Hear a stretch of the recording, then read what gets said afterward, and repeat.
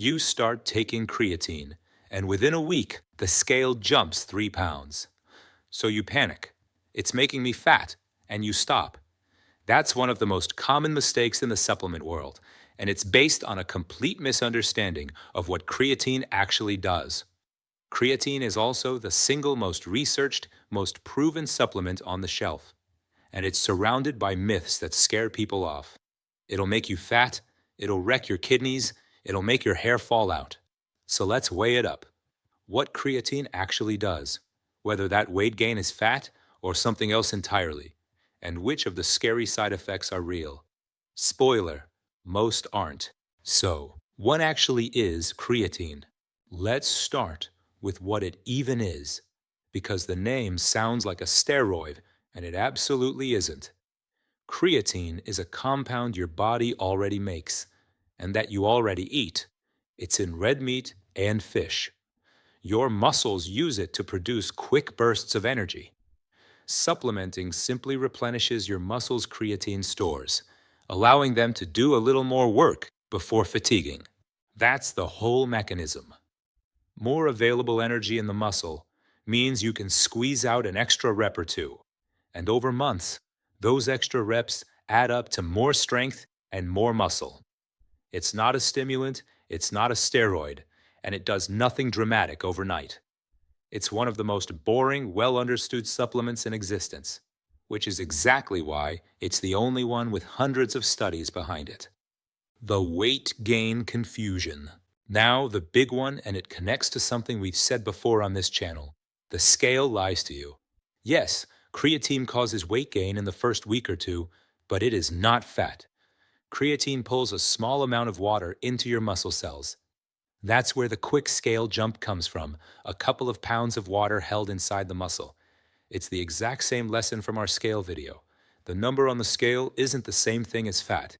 This is water weight, sitting inside the muscle, and it's actually a sign the creatine is working, not a sign you're getting fatter. The research traces this mix straight back to old studies that used huge 20-gram-a-day loading doses for a week, which maximized the early water retention. At a normal dose, the effect is small and it stabilizes. So if you start creatine and the scale jumps, don't panic and don't quit. That's intramuscular water, not fat gain. And here's the fat loss angle people miss entirely. Why does creatine help fat loss? Creatine is usually filed under muscle building, but it has a real role in fat loss too, indirectly. And it matters. Remember from our fat loss videos. When you lose weight, the goal is to lose fat while keeping your muscle, because muscle is the tissue that keeps your metabolism up. The two things that protect muscle in a calorie deficit are enough protein and resistance training. Creatine supports the second one. It lets you train a little harder and hold on to strength while you're eating less. It won't burn fat directly. Nothing in a tub burns fat directly.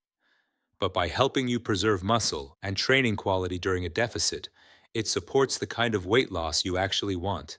Fat down, muscle intact. So if you're someone using our fat loss approach, creatine is a genuinely useful, evidence-backed tool. Not a fat burner, but a muscle protector.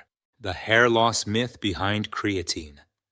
Now the scariest myth, and the one with the best news. Creatine makes your hair fall out. This fear rests almost entirely on a single small study from 2009 that found creatine raised a hormone linked to hair loss, but it never actually measured any hair loss. For 15 years, that one study spawned 1,000 panicked forum posts. Then in 2025, researchers ran the proper test, a 12-week randomized controlled trial measuring both the hormone and actual hair follicle health. The result? No link whatsoever between creatine and hair loss. The far more likely explanation for thinning hair in the gym is ordinary pattern baldness, which tends to become noticeable around the same age a lot of people start training seriously. The timing is a coincidence, not a cause. Based on the current evidence, there's no need to avoid creatine to protect your hair. The creatine scary myths. Quickly, the rest of the fear list, because the evidence is reassuring across the board. it damages your kidneys. In healthy people, the research doesn't support this. Creatine has an excellent safety record across hundreds of studies. If you have existing kidney disease, that's a conversation for your doctor. But for healthy adults, it's not the danger the internet claims. It's a steroid. It isn't. A completely different class of compound. It causes dehydration and cramps. The evidence actually points the other way, if anything. The one genuinely common real side effect is mild stomach upset or bloating in the first few days, and that's mostly tied to those big loading doses, not everyday use. Which brings us to how to actually take it. How to take creatine without wasting your money. Here's the honest, money-saving version, because the supplement industry overcomplicates this on purpose. 1. Buy creatine monohydrate. It's the form with all the research behind it, and it's the cheapest. The fancy advanced versions, at triple the price, have no proven advantage. That's marketing, not science. 2. You don't need to load. Loading, 20 grams a day for a week, just gets you to full stores faster and causes most of the early water retention and stomach issues. Skip it. 3 to 5 grams a day, every day, gets you to exactly the same place in a few weeks with fewer side effects. 3.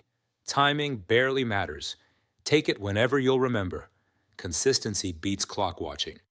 4. You can mix it with water, juice, or your protein shake. It doesn't need anything special.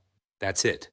A tub of plain monohydrate costs very little and lasts months. So, does creatine make you gain weight? A little. Water inside your muscle, not fat, and a sign it's working. Does it cause hair loss, kidney damage, or act like a steroid? The evidence says no. Is it worth taking? For most healthy people who train, it's the rare supplement that's actually backed by the science. Cheap, safe, and genuinely useful, including for protecting muscle while you lose fat.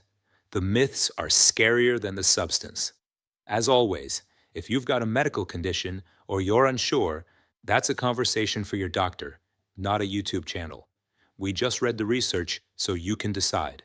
We're weighing it up. If this cleared up the confusion around creatine, subscribe and tell us which supplement myth you want us to weigh up next.